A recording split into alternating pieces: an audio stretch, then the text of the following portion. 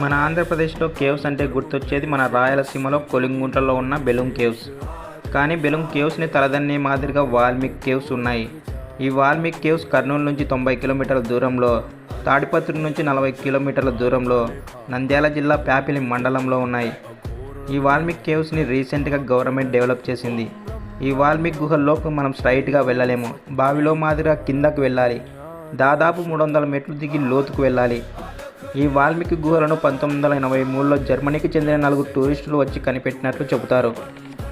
ఈ వాల్మీకి గుహలో శివలింగాలు, రుద్రాక్షరాలతో నందీశ్వరుడు ఎదురుగా గంగమ్మ తల్లి ఉంటుంది. ఈ గుహల్లో నుంచి మహానందికి, యాగంటికి సొరంగ మార్గాలు ఉన్నాయని కూడా చెబుతారు.